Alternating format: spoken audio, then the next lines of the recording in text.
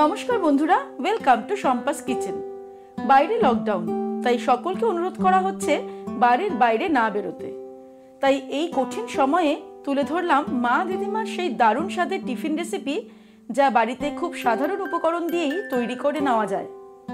আজকে নিয়ে এসেছি ছোটবেলার স্মৃতিজড়িত গোলা রুটির রেসিপি।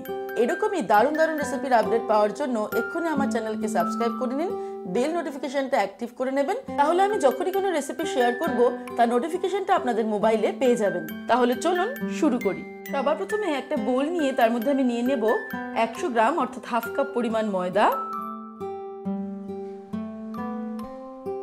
আর দিয়ে দিচ্ছি হাফ কাপ অর্থাৎ 100 গ্রাম পরিমাণ আটা। তবে আপনারা চাইলে সম্পূর্ণ আটা দিয়ে বা সম্পূর্ণ ময়দা দিয়েও করতে পারেন। দিয়ে দেব 2 টেবিলস্পুন পরিমাণ চিনি। আপনারা কিন্তু নিজেদের স্বাদ অনুসারে চিনিটা অ্যাড করবেন, আর চিনিটাকে গুঁড়োও করে নিতে পারেন। হাফ টিস্পুন পরিমাণ নুন দিয়ে দিলাম, আর ফাইনালি এর মধ্যে দিয়ে দেব হাফ টিস্পুন পরিমাণ মৌরি। এবারে অল্প অল্প জল অ্যাড করে একটা পাতলা ব্যাটার আমাদের তৈরি করতে হবে। তবে বলে রাখি, দুধ দিয়ে যদি আমরা ব্যাটারটা তৈরি করি জলের পরিবর্তে, সেক্ষেত্রে টেস্টটা খুবই ভালো হয়। এই লকডাউনের বাজারে আমি দুধটাকে অ্যাভয়েড করে জল দিয়ে ব্যাটারটা তৈরি করছি। প্রায় 2 কাপ জল ব্যবহার করে আমি একটা পাতলা ব্যাটার তৈরি করে নিয়েছি। আপনারা নুন আর মিষ্টিটা নিজেদের স্বাদ অনুসারে অ্যাড করবেন। এবারে আমরা চলে যাব এর পরের স্টেপে। এবারে ফাইনাল স্টেপে একটা প্যান গরম করে তার মধ্যে আমি রিফাইন্ড অয়েল বা সাদা তেল ব্রাশ করে দেব। এবারে প্যানের ঠিক মাঝখানে আমি 1 হাতা পরিমাণ ব্যাটার ঢেলে দেব। তারপর প্যানটাকে ঘুরিয়ে এটাকে ছড়িয়ে দিলাম। 1 মিনিট পরে সামান্য পরিমাণ সাদা তেল আমি চারিদিকে ছড়িয়ে দেব। আরো মিনিট খানিক পর যখন এটা প্যান থেকে উঠে আসতে থাকবে, তখন এটাকে খুব সাবধানে আমাদের উল্টে দিতে হবে।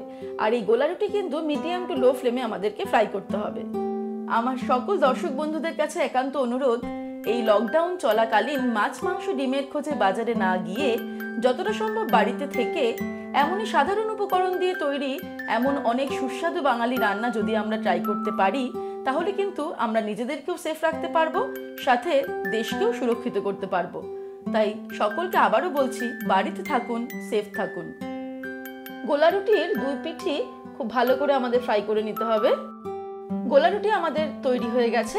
এবার এটাকে আমরা গরম গরম সার্ভ করব। আজকের এই খুবই সাধারণ উপকরণে তৈরি এই সাধারণ রেসিপি আপনাদের কেমন লাগলো আমাকে অবশ্যই কমেন্ট সেকশনে কমেন্ট করে জানাবেন। ভালো লাগলে লাইক করবেন এবং সকলের সঙ্গে শেয়ার করতে ভুলবেন না। আর এরকমই দারুণ দারুণ রেসিপির আপডেট পাওয়ার জন্য এক্ষুনি শম্পাস কিচেন চ্যানেলটিকে সাবস্ক্রাইব করে নিন, বেল নোটিফিকেশনটা অ্যাক্টিভেট করে নেবেন। ভালো থাকবেন, সুস্থ থাকবেন। আমি আবার হাজির হব নতুন নতুন রেসিপির সঙ্গে। নমস্কার।